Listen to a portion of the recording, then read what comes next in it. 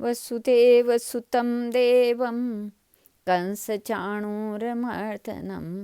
देवकी परमानन्दं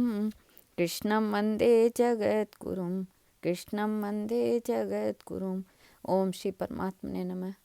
8वां अध्याय। इस प्रकार भगवान के वचनों को न समझकर अर्जुन बोले, हे पुरुषोत्तम, जिसका आपने वर्णन किया वह ब्रह्म क्या है, अध्यात्म क्या है, कर्म क्या है और अधिभूत नाम से क्या कहा गया है, अधिदेव नाम से क्या कहा जाता है। हे मधुसूदन, यहाँ अधियज्ञ कौन है और वह इस शरीर में कैसे है, और युक्त चित्त वाले पुरुषों द्वारा अंत समय में आप किस प्रकार जानने में आते हो।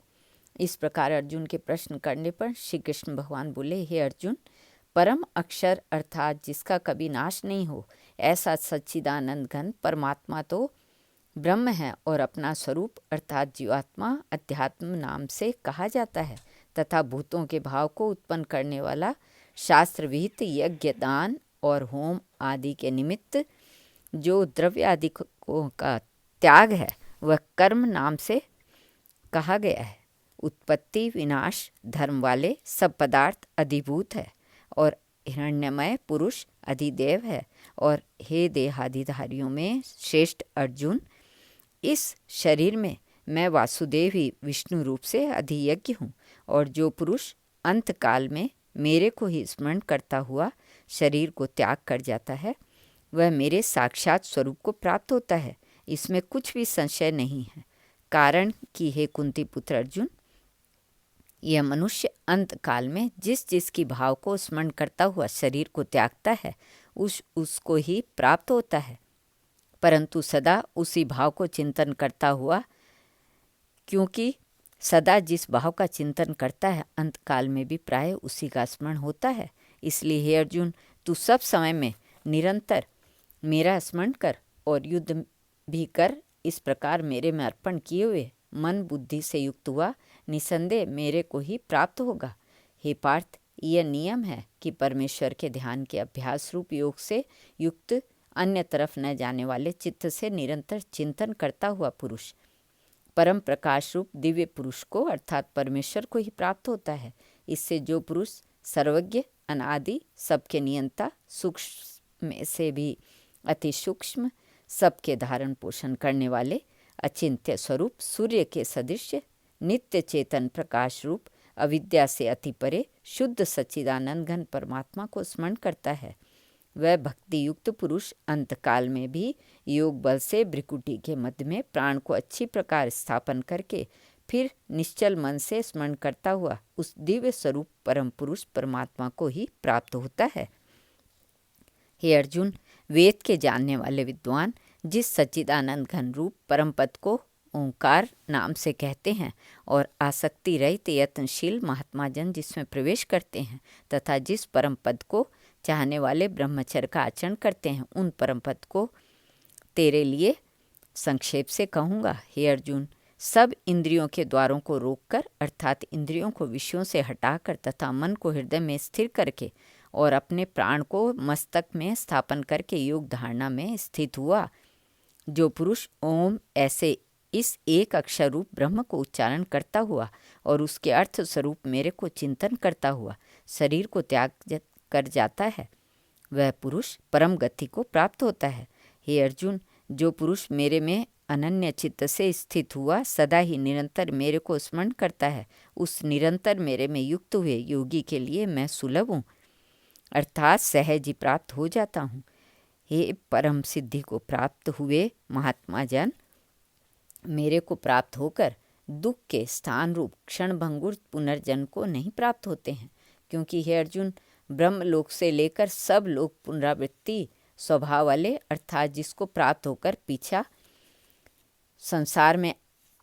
आना पड़े ऐसे हैं, परंतु हे कुंती पुत्र, मेरे को प्राप्त होकर उसका पुनर्जन्म नहीं होता है, क्योंकि मैं कालातीत हूँ और यह सब ब्रह्मादिकों के लोग काल करके अविद्या वाले होने से अनित्य है। हे अर्जुन, ब्रह्मा का जो एक दिन है उसको 1000 चौकड़ी युग तक अवधि वाला और रात्रि को भी 1000 चौकड़ी युग तक अवधि वाली जो पुरुष तत्व से जानते हैं, अर्थात काल करके अवधि वाला होने से ब्रह्मलोक को भी अनित्य जानते हैं। वे योगी जन काल के तत्व को जानने वाले हैं, इसलिए वे यह भी जानते हैं कि संपूर्ण दृश्य मात्र भूतगण ब्रह्मा के दिन के प्रवेश काल में अव्यक्त से अर्थात ब्रह्मा के सूक्ष्म शरीर से उत्पन्न होते हैं और ब्रह्मा की रात्रि के प्रवेश काल में उस अव्यक्त नामक ब्रह्मा के सूक्ष्म शरीर में ही लय होते हैं। वही यह भूत समुदाय उत्पन्न होकर प्रकृति के वश में हुआ रात्रि के प्रवेश काल में लय होता है और दिन के प्रवेश काल में फिर उत्पन्न होता है। हे अर्जुन, इस प्रकार ब्रह्मा के 100 वर्ष पूर्ण होने से अपने लोक सहित ब्रह्मा भी शांत हो जाता है, परंतु उस अव्यक्त से भी अति परे दूसरा अर्थात विलक्षण तो सनातन अव्यक्त भाव है। वह सच्चिदानंद घन ब्रह्म पूर्ण ब्रह्म परमात्मा सब भूतों के नष्ट होने पर भी नहीं नष्ट होता है। जो वह अव्यक्त अक्षर ऐसे कहा गया है, उस ही अक्षर नामक अव्यक्त भाव को परम गति कहते हैं तथा जिस सनातन अव्यक्त भाव को प्राप्त होकर मनुष्य पीछे नहीं आते हैं वह मेरा परम धाम है। और हे पार्थ, जिस परमात्मा के अंतर्गत सर्वभूत है और जिस सच्चिदानंद घन परमात्मा से यह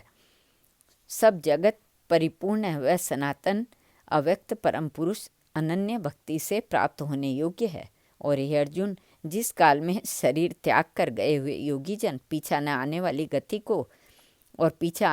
गति को भी प्राप्त होते हैं, उस काल को अर्थात मार्ग को कहूँगा। उन 2 प्रकार के मार्गों से, जिस मार्ग में ज्योतिर्मय अग्नि अभिमानी देवता है और जिनका अभिमानी देवता है तथा शुक्ल पक्ष का अभिमानी देवता है और उत्तरायण के 6 महीनों का अभिमानी देवता है, उस मार्ग में मरकर गए हुए ब्रह्मवेत्ता अर्थात परमेश्वर की उपासना से परमेश्वर को परोक्ष भाव से जानने वाले योगी जन उपरोक्त देवताओं द्वारा क्रम से ले गए हुए ब्रह्म को प्राप्त हुए हैं। जिस मार्ग में धूमाभिमानी देवता है, उस रात्रि अभिमानी देवता है तथा कृष्ण पक्ष का अभिमानी देवता है और दक्षिणायन के 6 महीनों का अभिमानी देवता है, उस मार्ग में मरकर गया हुआ सकाम कर्मयोगी उपरोक्त देवताओं द्वारा क्रम से ले गया हुआ चंद्रमा की ज्योति को प्राप्त होकर स्वर्ग में अपने शुभ कर्मों को फल भोग कर पीछे आता है। क्योंकि जगत के ये 2 प्रकार के शुक्ल और कृष्ण पक्ष अर्थात देवयान और पृथ्वीयान मार्ग सनातन माने गए हैं। इनमें एक के द्वारा गया हुआ पीछे आने वाली परम गति को प्राप्त होता है और दूसरे द्वारा गया हुआ पीछे आता है अर्थात जन्म मृत्यु को प्राप्त होता है। हे पार्थ, इस प्रकार इन दोनों मार्गों को तत्व से जानता हुआ कोई भी योगी मोहित नहीं होता, अर्थात फिर वह निष्काम भाव से ही साधन करता है, कामनाओं में नहीं फंसता। इस प्रकार हे अर्जुन, तू सब काल में समत्व बुद्धि रूप योग से युक्त हो, अर्थात निरंतर मेरी प्राप्ति के लिए साधन करने वाला हो। क्योंकि योगी पुरुष इस रहस्य को तत्व से जानकर वेदों के पढ़ने में तथा यज्ञ तप और दान आदिकों के करने में जो पुण्य फल कहा है, उन सब को निसंदेह उल्लंघन कर जाता है और सनातन परम पद को प्राप्त होता है। इति श्रीमद् भगवद गीता रूपी उपनिषद एवं ब्रह्म विद्या तथा योग शास्त्र विषयक श्री कृष्ण और अर्जुन के संवाद में अक्षर ब्रह्म योग नामक 8वां अध्याय।